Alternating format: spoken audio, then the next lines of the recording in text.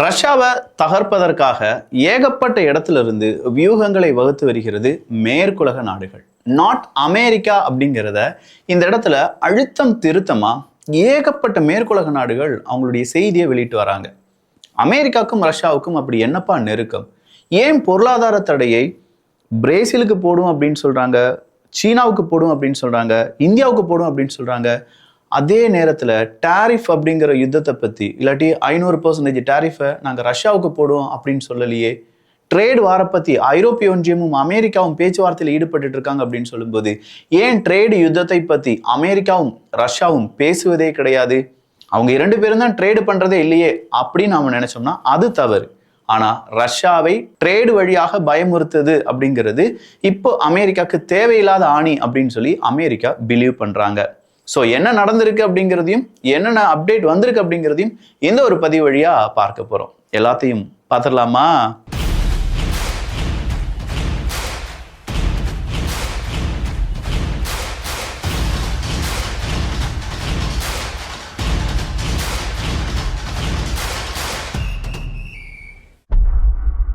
நம்ம வீடியோ பார்க்கும்போது உலக அரசியல் உலகம் சார்ந்திருக்கக்கூடிய பல விஷயங்களை பற்றியான நாலேஜ் கிடைக்குது. பட் வெல்த் எப்படி க்ரோ பண்ணுறது அப்படிங்கிறது பலருடைய கேள்வி. இப்போ இருக்கக்கூடிய நிறைய பேர் எப்படி சேஃபான ஒரு இடத்துல இன்வெஸ்ட் பண்ணுறது? ஏன்னா இன்வெஸ்ட்மெண்ட் தான் வெல்த்தை க்ரோ பண்ணுறதுக்கான ஒரு ஆப்ஷன். சேஃபாக இருக்கணும், டேக்ஸ் ஃப்ரீயாக இருக்கணும், அதை எங்கே கொண்டு இன்வெஸ்ட் பண்ணணும், இந்த மாதிரி கேள்விகள் இருந்துச்சுன்னா உங்களுக்கான ஒரு பதிலாக ஒரு என்எஃப் அறிமுகமாக இருக்குது. அதுதான் PNB MetLife value fund. NAV 10 ரூபாய்க்கு வர்ற 27ஆம் தேதி வரை, அதாவது இன்னும் 4 தினங்கள் மட்டும்தான் இருக்கு. பிஎன்பி மெட்லைஃப் அப்படிங்கிறது collaboration between Punjab national bank and MetLife அப்படின்னு சொல்லலாம். இதுக்கான லிங்க் கீழே டிஸ்கிரிப்ஷன்ல இருக்கு. இந்த என்எஃப்ஓ பொறுத்த வரைக்கும் நல்லபடியா மார்க்கெட் பெர்ஃபார்ம் ஆகும்போது இக்யூட்டிலையும், மிக்ஸ்டு ரெஸ்பான்ஸ் இருக்கும்போது கொஞ்சம் ஃபண்ட் இக்யூட்டிலையும் கொஞ்சம் ஃபண்ட் டெப்ட்லையும் கொண்டு போடுவாங்க. ஸோ ரிஸ்க் அப்படிங்கிறது குறையும், ரிட்டர்ன்ஸ் அப்படிங்கிறது கூடுதலாக கிடைக்கிறதுக்கான வாய்ப்புகளும் இருக்கு. இவங்களுடைய மிட் கேப் ஃபண்டை 2018 லான்ச் பண்ணியிருந்தாங்க. கடந்த 5 வருடத்தில் அதனுடைய CAGR எடுத்து பார்க்கும்போது 34.5%, இன்செப்ஷன்லேருந்து பார்க்கும்போது CAGR 22.1% இருக்கு. எவ்வளோ வேணாலும் மாதம் இந்த என்எஃப்ஓல இன்வெஸ்ட் பண்ணலாம். நீங்கள் இன்வெஸ்ட் பண்ணுற மாத ப்ரீமியத்தில் 120 மடங்கு உங்களுக்கு லைஃப் கவர் கிடைக்கும். அது மட்டும் இல்லாமல் வருடம் 2.5 லட்சம் ரூபாய் வரை நீங்கள் இன்வெஸ்ட் பண்ணி அதில் கிடைக்கக்கூடிய ரிட்டர்ன்ஸுக்கு டாக்ஸ் இல்லை என்பதும் குறிப்பிடத்தக்கது. NRIலாம் மாதம் ஒரு 18,000 ரூபாய் இன்வெஸ்ட் பண்ணீங்கன்னா 2 கோடி வரை கிடைப்பதற்கான வாய்ப்புகள் இருக்குன்னு சொல்கிறாங்க. ஸோ வர்ற 27ஆம் தேதி வரை தான், இன்னும் 4 தினங்கள் மட்டும்தான் இருக்குது. NAV 10 ரூபாய்க்கு வாங்க முடிகிறது. கீழே அதுக்கான லிங்க் இருக்குது, இல்லாட்டி ஸ்க்ரீனில் தெரியக்கூடிய QR கோடை யூஸ் பண்ணிக்கோங்க. தமிழ் கால்பேக் ஆப்ஷன் கொடுத்தீங்கன்னா உங்களுடைய கேள்விக்கான விளக்கத்தை அந்த டீம் எக்ஸ்பிளைன் பண்ணுவாங்க. அப்படி இல்லைனா ஒரு ஏஜென்ட் உங்கள் வீட்டிலே வந்து இதெல்லாம் எக்ஸ்பிளைன் பண்ணுறதுக்கான வாய்ப்புகளும் இருக்கிறது. இன்னைக்கு ஒரு நாள்ல மட்டுமே சும்மா 72 என்கேஜ்மெண்ட் நடந்திருக்கு அப்படின்னு சொல்றாங்க. இந்த 72 காம்பேக்ட் என்கேஜ்மெண்ட்ஸ் அப்படின்னு சொல்லும்போது ரொம்ப அதிதீவிரமான யுத்தமாக நமக்கு தோன்றலாம். 100க்கும் அதிகமான ஃப்ரண்ட் லைன்ஸ் அப்படிங்கிறது ஓப்பன் செய்யப்பட்டிருக்கிறது. இதை புரியுற மாதிரி சொல்லப்போனா ரஷ்ய ராணுவ வீரர்கள் குட்டி குட்டியா பிரிந்து ஒவ்வொரு இடத்துலையும் உக்ரைனுடைய எல்லைக்குள் புக முயற்சி செய்யறாங்க. அப்படி புகுந்து வரக்கூடிய ரஷ்ய ராணுவ வீரர்களை தடுப்பதற்கு உக்ரைன் ராணுவ வீரர்கள் அங்கங்க நிப்பாட்டி வச்சு அவங்கள தடுத்துட்டு இருக்காங்கன்னு வச்சுக்கோங்களேன். இப்படி ஒரே நாள்ல 72 இடத்துல ரொம்ப பெரிய அளவுல என்கேஜ்மெண்ட் அப்படிங்கிறது உக்ரைன் ராணுவ வீரர்களுக்கும் ரஷ்யாவுக்கும் இடையே நடந்தது அப்படின்னு சொல்றாங்க. இதுல ஒரு இடத்துல மட்டுமே, இந்த போக்ராஸ்க் அப்படிங்கிற பகுதி இருக்கு பாத்தீங்களா, போக்ராஸ்க் டைரக்ஷன்ல மட்டுமே 26 என்கேஜ்மெண்ட் இருந்ததா சொல்லப்படுது. இந்த போக்ராஸ் பகுதியில அதி தீவிரமான முன்னேற்றத்தை ரஷ்யா அடைந்து வருகிறார்கள். நேத்தைய மேப் எக்ஸ்பிளனேஷன் அப்படிங்கறத தமிழ் பட்சத்துல வீடியோவா பதிவு பண்ணியிருந்தோம். அதை பார்க்காத டிபி ட்ரூப்ஸ் அதை பார்த்துட்டீங்கன்னா உங்களுக்கு ஒரு ஐடியா கிடைச்சிருக்கும். எந்த இடத்துல இப்போ ரஷ்யாவினுடைய மூவ் அதிகமாக இருக்கு அப்படின்னும், எந்த இடத்துலலாம் உக்ரைன் நாட்டோவினுடைய மிசைல்ஸை பயன்படுத்தி இருக்காங்க, எங்கிருந்துலாம் FPV ட்ரோன்ஸ் வந்திருக்கு அப்படிங்கிறது எல்லாத்தையுமே அதில் நாம விளக்கமாக சொல்லியிருந்தோம். அதே மாதிரி தான் இப்போ போக்ராஸ் பகுதி அப்படிங்கிறத என்சர்க்கிள் பண்றதுக்கு ரஷ்யா ட்ரை பண்ணிட்டு இருக்காங்க. கர்கீவுக்கு பிறகு, பாக்முத்துக்கு பிறகு மிகப்பெரிய அளவுல ரஷ்யா கை வைக்கக்கூடிய, ரஷ்யாவுக்கு ரொம்ப தேவையான ஒரு இடம் தான் இந்த போக்ராஸ் பகுதி.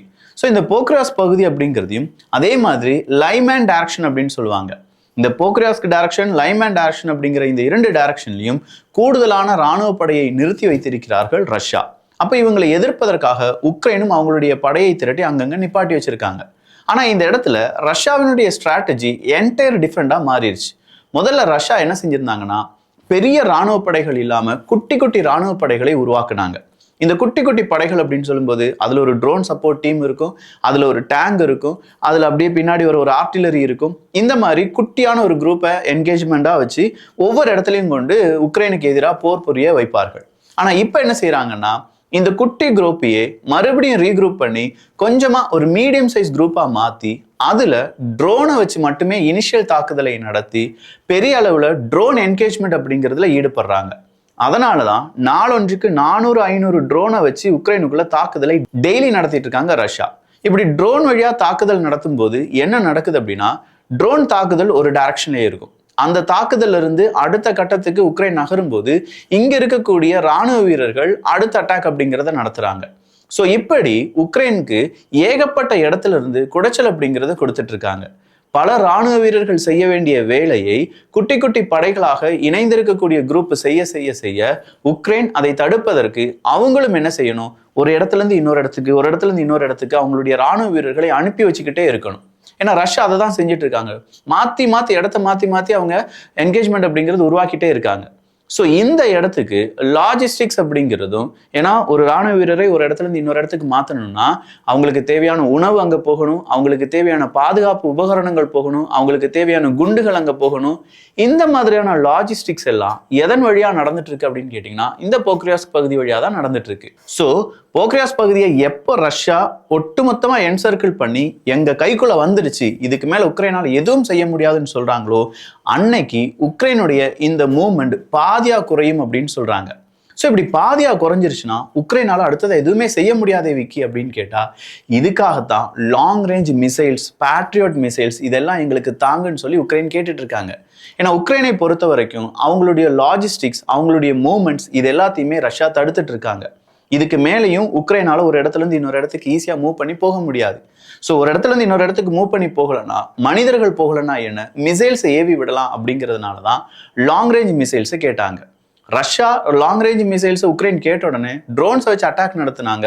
அந்த ட்ரோன்ஸை தடுப்பதற்கு ஏர் டிஃபென்ஸ் சிஸ்டத்தை கேட்குறாங்க உக்ரைன். இது ஒரு சைக்கிள் அப்படியே கன்வெர்ட் ஆகுது. ரஷ்யா ட்ரோன் அடிக்க, இவங்க லாங் ரேஞ்ச் மிசைலை கேட்க, மறுபடியும் ஏர் டிஃபென்ஸ் சிஸ்டத்தை கேட்க, இப்படின்னு சொல்லி இது ஒரு சைக்கிளா ஃபார்ம் ஆன உடனே மேற்குலக நாடுகளுக்கு இது ஒரு பெரிய பிரச்சனையா மாறுது. ஏன்னா ஏர் டிஃபென்ஸ் சிஸ்டம் மேற்குலக நாடுகளுக்கே போதுமான அளவுக்கு இல்லை. இப்போ பேட்ரியாட் மிசைல் சிஸ்டம் கூட அமெரிக்காட்ட இருக்கான்னு கேட்டா கிடையாது. அவங்க ஒரு மாசத்துக்கு 10-12 அப்படின்னு சொல்லி உருவாக்கிட்டு இருக்காங்க. மிகப்பெரிய அளவுல அவங்களுக்கு ஷெல்ஸா இருக்கட்டும், இல்லாட்டி ஆர்ட்லரிக்கான குண்டுகளா இருக்கட்டும், இது எல்லாத்தையுமே உக்ரைனுக்கு கொடுக்குற அளவுக்கு மேற்குலக நாடுகள் உற்பத்தி செய்கிறார்களா அப்படின்னு கேட்டா அதுவும் கிடையாது. ஸோ இங்க எல்லா இடங்களிலுமே உக்ரைனுக்கு சிக்கல் வரும்போது ரஷ்யா அமெரிக்கா உறவு என்ன அப்படிங்கிறத இன்னொரு ஊடகம் கேள்வியா கேட்டிருக்கு.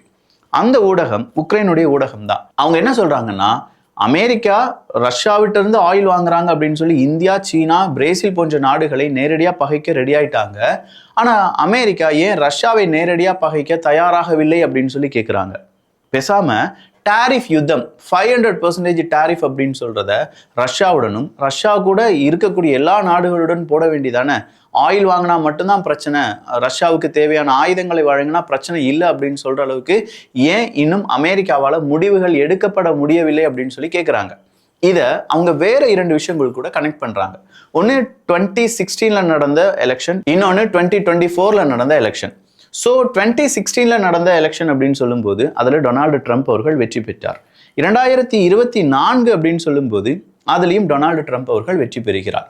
இந்த 2 எலெக்ஷன் போதும் ரஷ்யாவினுடைய கை ஓங்கி இருந்தது அப்படிங்கிறத அந்த ஊடகம் சொல்லுது. குறிப்பா 2016 2020-21 காலகட்டம் வரை ட்ரம்ப் தான் ஆட்சியில இருந்தாரு.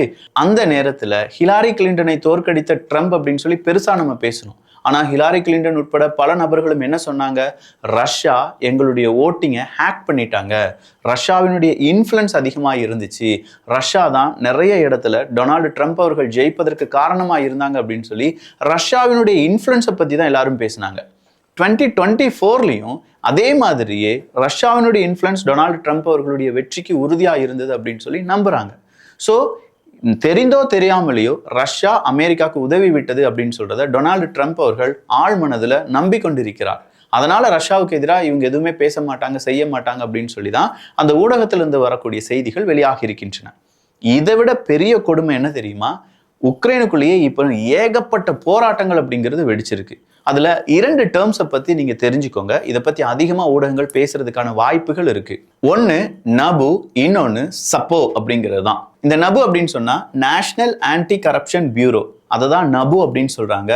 சப்போ அப்படின்னு சொல்றது specialised anti corruption prosecutors office அப்படிங்கிறது தான். ஸோ இந்த நபு மற்றும் சப்போ அப்படின்னு சொல்றது இரண்டுமே ஊழலுக்கு எதிராக ஏகப்பட்ட ஊழல் உக்ரைன்ல நடந்துட்டு இருக்கு.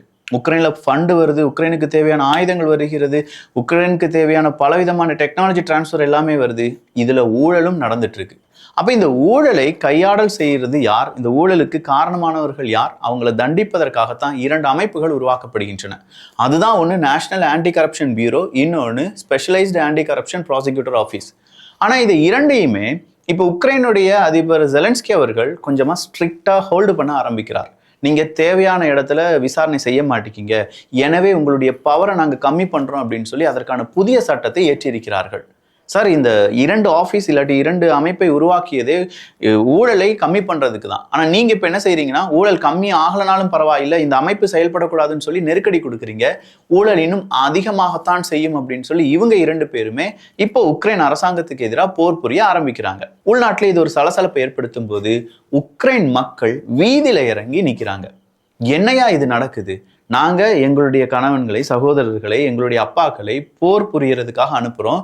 நீங்க ஊழல்ல பணத்தை கையாடல் செஞ்சு கொழுத்து தின்னுட்டு இப்படி முழுமங்கி மாதிரி இருக்கீங்களே அப்படின்னு சொல்ற பல கேள்விகளை அங்க இருக்கக்கூடிய மக்கள் கேட்க ஆரம்பிச்சிட்டாங்க. ஸோ மக்களுடைய கேள்விக்கு சரியான பதிலை உக்ரைனுடைய ஆஃபீஸர்ஸால சொல்ல முடியல. ஸோ இந்த ஆஃபீஸர்ஸால சொல்ல முடியாததுனால நேரடியா மக்களுடைய கேள்வி போராட்டமா வெடிக்குது. இந்த போராட்டத்துக்கு நடுவுல உக்ரைனுடைய சில முக்கியமான இன்வெஸ்டிகேஷன் ஆஃபீஸர்ஸ் உக்ரைனுடைய ஆஃபீஸுக்குள்ளேயே, அதாவது அரசு அலுவலகத்துக்குள்ளேயே சில ரைடு அப்படிங்கிறத நடத்துறாங்க. இந்த இடத்துல இந்த ரைடுக்கு காரணம் என்னன்னு சொல்லி பார்த்தா, ரஷ்ய ஆதரவாளர்கள் முக்கியமான இடங்களுக்குள் உக்ரைனுடைய அரசு அதிகாரிகள் இல்லாட்டி அரசாங்க இடங்கள் எங்கெல்லாம் இருக்கோ அந்த ஆஃபீஸ்குள்ளெல்லாம் ரஷ்ய ஆதரவாளர்கள் நுழைந்து விட்டார்கள் அப்படின்னு சொல்றது தான் தகவல். ஸோ ரஷ்ய ஆதரவாளர்கள் நுழைந்த பிறகு ரஷ்யாவுக்கு எதிரான நடவடிக்கையை எடுக்கக்கூடிய ஒவ்வொரு முடிவுகளும் ரஷ்யாவுக்கு செல்வதாகவும், அதை தடுப்பதற்கு உக்ரைன் அலுவலகங்கள் முழுவதுமாகவே இப்போ கண்காணிப்பில் இருப்பதாகவும் சொல்லப்படுது. ஒரு விஷயத்த கொஞ்சம் யோசிச்சு பாருங்க. நிம்மதியா சாப்பிட முடியல, உளவாளிகள் நம்ம சாப்பிட்றது என்னன்னு சொல்லி கண்டுபிடிச்சு ரஷ்யாவுக்கு சொல்லிடுவாங்களோ அப்படின்னு சொல்லி செலன்ஸ்கி அவர்கள் யோசிச்சுட்டு இருக்காரு. அரசாங்க ஊழியர்கள் பயத்துடன் இருக்காங்க. காரணம் என்ன அப்படின்னு கேட்டா, ஊழல் அப்படிங்கிறது அங்க பெருக்கெடுத்து ஓடுது. மக்கள், எங்களுடைய வரிப்பணமும் வீணாகுது, எங்களுடைய வாழ்வாதாரமும் கெட்டு போச்சு, எங்களுடைய எல்லாருமே போர்க்களத்துல மாண்டு போய்கொண்டிருக்கிறார்கள். இந்த ஜெலன்ஸ்கி அவர்களுக்கு இதை விட அடுத்ததா என்ன வேணும் அப்படின்னு சொல்ற கேள்வியை கேட்டுட்டு இருக்காங்க. இதற்கு நடுவில் உளவாளிகள் ஊடுருவல் அப்படிங்கிறது பெரிய ஒரு பின்னடைவை உக்ரைனுக்கு ஏற்படுத்தி இருக்கு. இந்த நபு சப்போ அப்படின்னு சொன்னோம் பாத்தீங்களா, இந்த 2 ஆபீஸ்ல மட்டுமே 70 சர்ச் அப்படிங்கிறத நடத்தியிருக்காங்க உக்ரைன் செக்யூரிட்டி சர்வீஸ். ஸோ இந்த உக்ரைன் செக்யூரிட்டி சர்வீஸ் அப்படிங்கிறது அமெரிக்காவினுடைய FBI மாதிரி. அப்போ 70 சர்ச் நடத்தியிருக்காங்கன்னா ரஷ்ய ஆதரவாளர்கள் அதுக்குள்ள வந்துட்டாங்க. அதுக்குள்ள வந்ததுனால ஊழல் அப்படிங்கிறத பத்தி பெருசா யாரும் பேசப்படாமல் இல்லாட்டி ஊழல் செய்வர்களை தண்டிக்காமல் விட்டு விடுகிறார்கள் அப்படிங்கிறதான் உக்ரைன் வைக்கக்கூடிய வாதம். உங்களுக்கு புரியுதா? நபு சப்போ அப்படிங்கிற 2 அமைப்பு ஊழலை தடுப்பதற்காக உருவானது. ஆனா ரஷ்ய ஆதரவாளர்கள் இந்த நபுவும் சப்போக்குள்ளையும் வந்துட்டாங்க. அவங்க ஊழலை தடுக்காமல் ஊழலை மறுபடியும் ஊக்குவிக்கிறார்கள். எனவே இந்த நபு சப்போ அப்படிங்கிற இந்த 2 அமைப்பினுடைய லைசன்ஸ் மற்றும் அவங்களுடைய அதிகாரத்தை குறைக்க வேண்டும் அப்படிங்கிறது தான் இப்போ ஜெலன்ஸ்கியால் உருவாக்கப்பட்டிருக்கக்கூடிய சட்டம். ஸோ இந்த பிரச்சனைகள் எல்லாம் பார்க்கும்போது உள்நாட்டில் உக்ரைன் தகன்னு கொதிச்சுட்டு இருக்கு. எப்போ வேணாலும் உள்நாட்டு புரட்சி ஒரு பெரும் போராட்டமாக வெடிக்க வாய்ப்புகள் இருக்கு அப்படின்னு சொல்றாங்க. யுத்த காலத்துல உக்ரைனை காப்பாற்ற வேண்டும் அப்படின்னு சொல்லி அங்க இருக்கக்கூடிய மக்கள் போர்க்களத்துக்கு வரும்போது, மக்கள் செத்தாலும் பரவாயில்ல, காசை அமுக்கிட்டு போயிடலாம் அப்படின்னு சொல்லி ஒரு குரூப் உக்ரைனுக்குள்ள உருவாகி இருப்பது உக்ரைனுடைய எதிர்காலத்துக்கு மிகப்பெரிய சிக்கலை ஏற்படுத்தலாம். இது மட்டும் கிடையாது, இன்னும் நிறைய அப்டேட் வரப்போகுது.